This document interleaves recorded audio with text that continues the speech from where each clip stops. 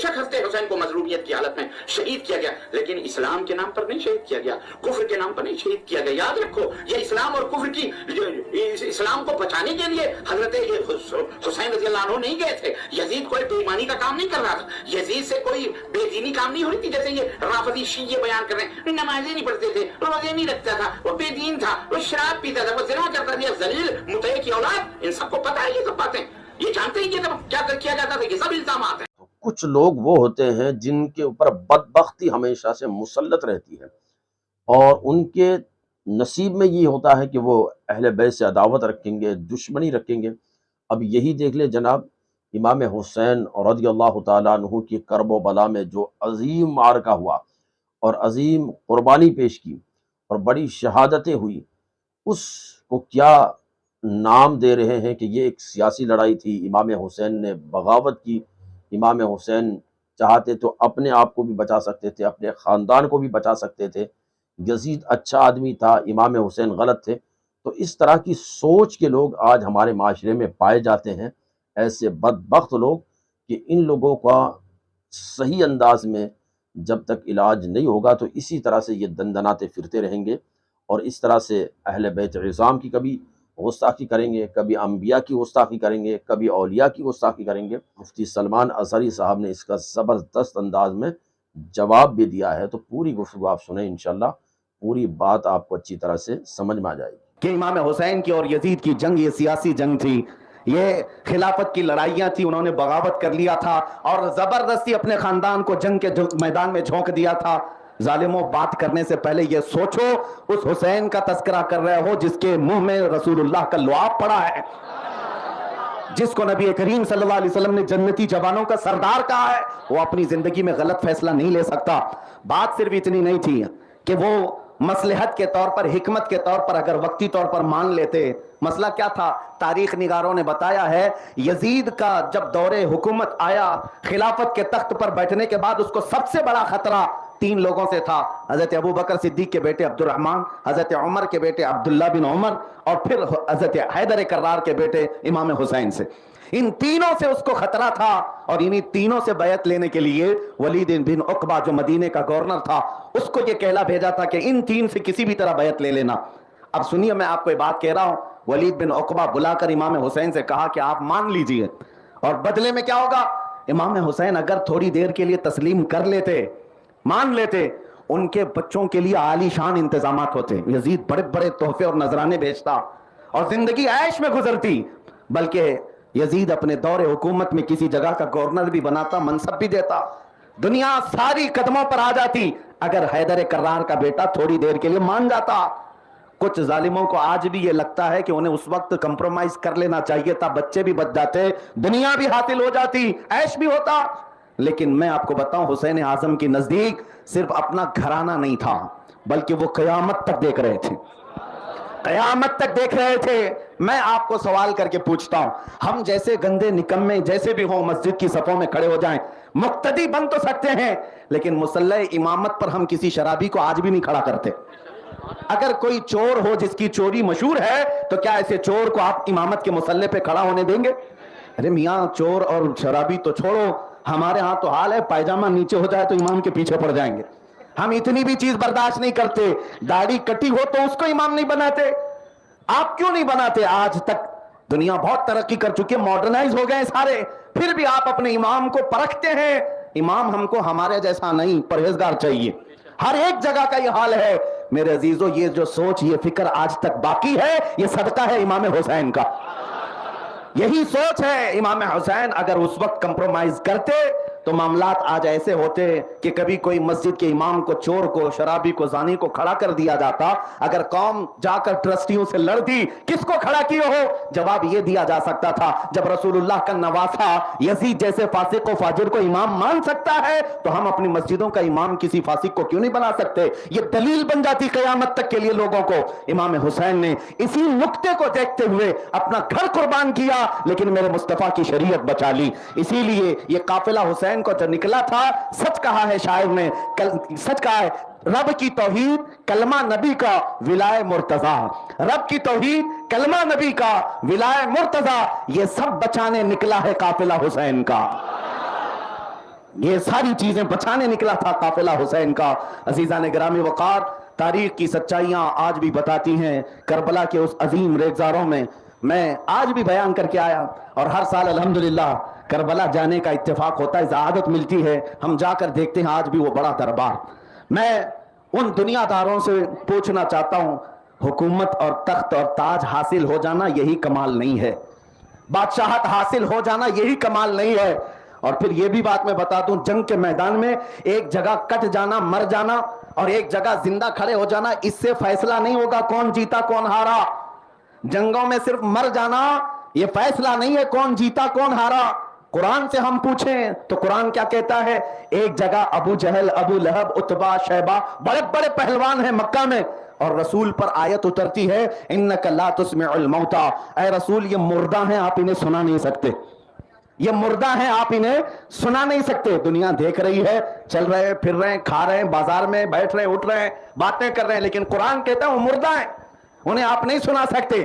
مردہ چلتے پھرتے لوگوں کو قرآن کہہ رہا ہے مردہ. اور ایک جگہ قرآن کہتا ہے وَلَا تَقُولُوا لِمَنْ يُقْتَلُ فِي سَبِيلِ اللَّهِ أَمْوَاتٌ بَلْ أَحْيَاءٌ وَلَكِنْ لَا تَشْعُرُونَ. اللہ کی راہ میں جو قتل کیے جائے، مارے جائیں، خبردار انہیں مردہ مت کہنا، وہ زندہ ہے. کیا یہ عجیب فلسفہ نہیں ہے؟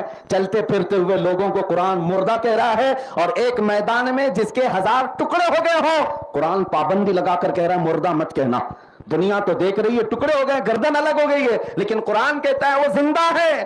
تو پھر پتہ یہ چلا زندگی اور موت کا فیصلہ کٹنے اور مرنے پر نہیں ہے، حقیقت میں زندگی وہ ہے جو عشق مصطفیٰ میں ہو، جو ناموس مصطفیٰ کا علمبردار ہو، وہ مر کر کے بھی زندہ ہے، اور جو اسلام اور بانی اسلام کا مخالف ہو وہ جی کر کے بھی زندہ ہے. اس لیے عزیزو، آج کے دور میں بھی میں بتاؤں گا کسی کی طاقت سے آپ کو خوف زدہ ہونے کی ضرورت نہیں. ایسے مردے آج بھی تختوں پر بیٹھے ہوئے ہیں، ہم زندہ جاوید حسین کے علمبردار ہیں، ان کی محبت اور ان کی ناموس کے پیروکار ہیں. انشاءاللہ العزیز قرآن میں جیسے رب نے فرمایا ان قریب ظالم یہ دیکھیں گے کس کھائی میں انہیں گرایا جائے گا. ظلم کے متعلق امام، ایک بڑے امام ہیں، فرماتے ہیں کفر کی حکومت تو چل سکتی ہے، ظلم کی حکومت نہیں چلتی. کفر کی حکومت چل سکتی ہے، ظلم کی حکومت زیادہ نہیں چلتی. اس لیے آج کے حالات کے اعتبار سے ہر بچے کو کربلا سننا ضروری ہے. آج کے حالات میں ان سب کو کربلا کے متعلق تفصیلات حاصل کرنا ضروری ہے. الحمدللہ ہمارے بزرگوں کا یہ شیوہ رہا ہے، ہمارے بزرگوں کا یہ وتیرہ رہا ہے، اور خاص طور پر ممبئی عظمیٰ میں حضور سید العلماء سندی و سیدی ماتاج دار مارارا، ان کا یہ قائم کیا ہوا نظام کے محرم میں 10 روزہ مجالس میں بیان ہوتے ہیں. سنی علماء آ کر یہ تذکرے کر کے ہمارے بچوں میں دین زندہ کر کے جاتے ہیں، اور اپنے ہر نسل کو میرے مصطفیٰ کے خاندان سے جوڑ کر جاتے ہیں. کیونکہ کل کو ہمارے بچے آج کسی سے پڑھنے لکھنے والے نہیں ہیں، یہ سارے گوگل کے شاگرد ہیں، ان کو ہر چیز علامہ گوگل سے پوچھنی ہے، اور مولانا گوگل ان کو کہاں کہاں لے جاتے ہیں وہ آپ کو پتا ہے، کیونکہ گوگل میپ پہ چلنے والے کس گلی میں جا کے پھنستے ہیں وہ ہم نے دیکھا ہے. اسی طرح دین کے معاملات میں بھی بہت سارے آج وہی ہیں جو گوگل کے پیروکار ہیں. اس لیے عزیزان گرامی، اس انٹرنیٹ اور سوشل میڈیا کے دور میں علماء کی یہ ذمہ داری ڈبل ہو جاتی ہے کہ بچوں کو اس طرح آوارہ نہ چھوڑا جائے، بلکہ تذکرہ حسین سے ان کے قلوب کو زندہ رکھا جائے. اور الحمدللہ آج تک اس قوم کے اندر یہ جو بیداری ہے، میں سمجھتا ہوں یہ خون حسین کا اثر ہے. آج تک یہ بیداری ہے، یہ خون حسین کا اثر ہے.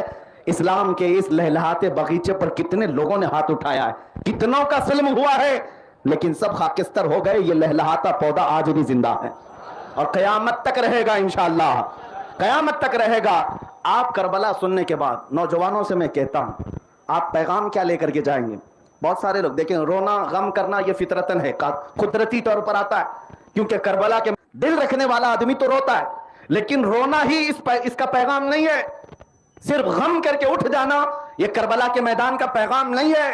شروع میں اسی لیے میں نے کہا ہے کربلا کے میدان میں جو پیغام، سیدہ زینب سے پوچھو کہ کیا پیغام ہے.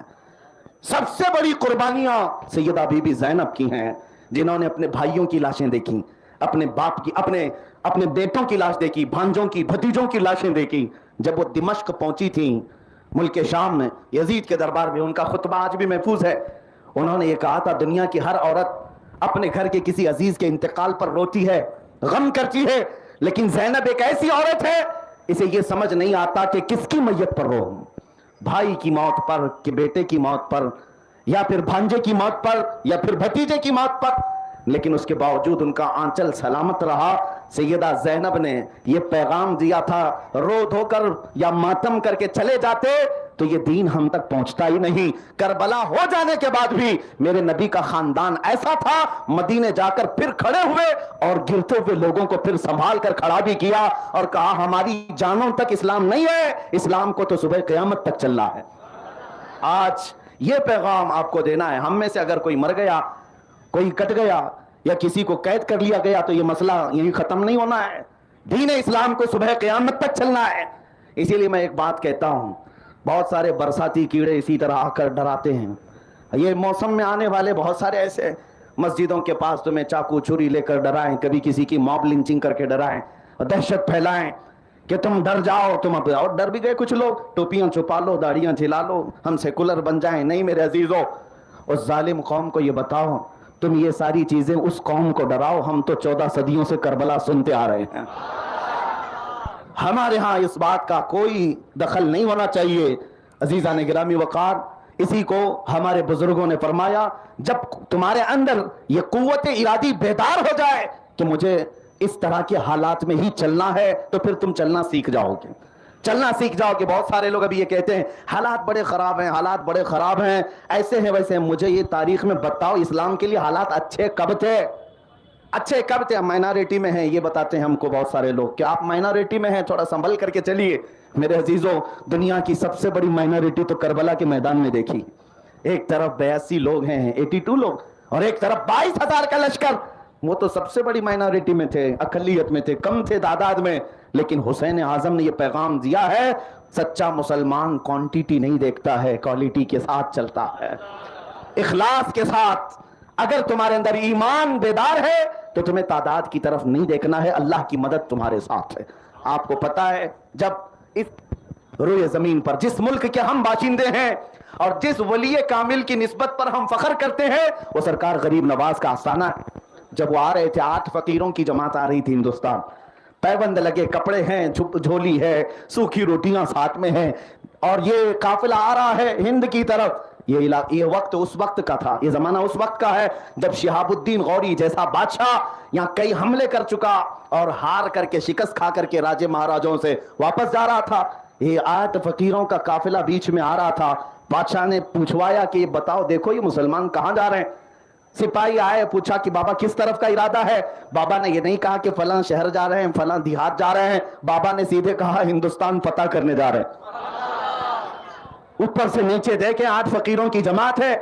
जब बादशाह के पास आकर ये बात कही गई तो शायद वो कहा लगाए हों या हंस पड़े हों। एक तरफ हमारी इतनी बड़ी फौज, हाथी घोड़े साजो सामान सब कुछ, और हम शिकस्त पर शिकस्त खाकर वापस जा रहे हैं। 8 फकीरों की जमात जा रही है, पैबंद लगे कपड़े हैं, जुब्बे में कोई चीज नहीं है, और बात करते हैं इतने बड़े मुल्क के फतह की। इस बात को जब सरकार मोइनुद्दीन हसन चिश्ती के पास लोगों ने लाकर रखा, क्या ऐसा कहा जा रहा है? तब सरकार गरीब नवाज ने कहा, हाँ वो ऐसा कहेंगे क्यों नहीं, इसलिए कि उनमें और हमें फर्क ये है कि वो जब भी जाते हैं हथियारों के भरोसे पर जाते हैं, और मोइनुद्दीन सिर्फ अल्लाह के भरोसे जा रहा है। आज भी हमारे साथ जो ताकत है,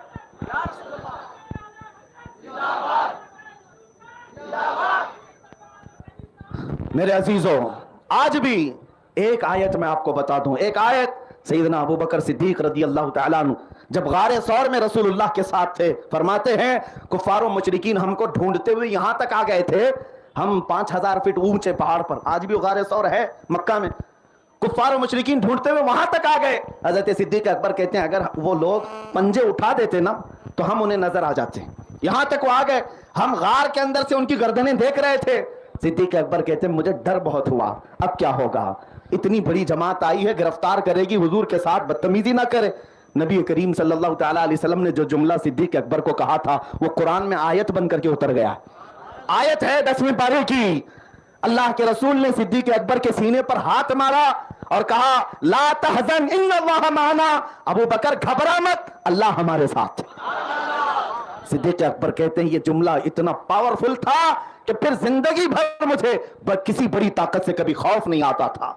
मुसलमानों, आज اسی جملے کو, یہ کوئی جملہ کسی مولوی کا نہیں ہے, یہ جملہ اللہ کریم کا ہے. قرآن میں مولا فرماتا ہے اذ اخرجہ الذین کفروا ثانی اثنین اذ ہما فی الغار اذ یقول لصاحبہ لا تحزن ان اللہ معنا.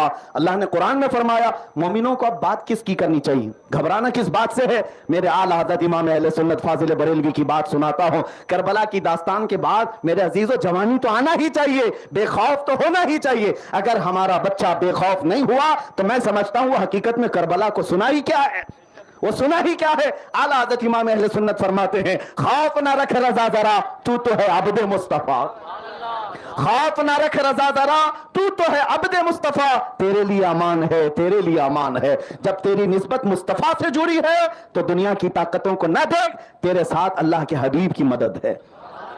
امام احمد بن حنبل 4 اماموں میں سے ایک بہت بڑے امام کا نام ہے جن کو 5 لاکھ حدیثیں یاد تھیں, 5 لاکھ حدیثوں کے حافظ ہیں. وقت کے خلیفہ ان کو پکڑ کر ایک فتوے کی وجہ سے, جو بادشاہوں کی حمایت میں فتویٰ نہیں تھا, ہر زمانے میں قوت اور طاقت سے لوگ یہ چاہتے ہیں کہ علماء ان کے حساب سے بولا کریں. آج بھی زمانہ ہے, بہت ساری جگہوں پر مسجدوں میں جو ذمہ دار ہیں وہ یہ چاہتے ہیں کہ مولانا صرف اتنا بولیں جتنا ہماری چلے, ان کو آزادی نہیں تو ان کے گلے پر پکڑ کر رکھے ہیں, زیادہ نہ بولنا نہیں تو دوسرے دن چھٹی ہو جائے گی. علماء کو اسی طرح سے پابند, وہ بیچارے معاش کے سلسلے میں دب کر کے رہتے ہیں. حتیٰ کہ میں آپ کو کہتا ہوں زمانہ بیت گیا, زمانہ بیت گیا, ڈرتے ہیں لوگ. اور اگر آپ کو بھی ڈر ہے تو مجھے یہاں بلانا بھی نہیں چاہیے تھا. ایک بات میں آپ سے پوچھتا ہوں, ایک بات, یہ پورا پروپیگنڈا پھیلا گیا دجالی میڈیا کے ذریعے سے, اتنی ہزاروں مسجدوں میں کسی کے متعلق ممبر پر آپ ایک لفظ کہتے ہوئے نہیں سنو گے.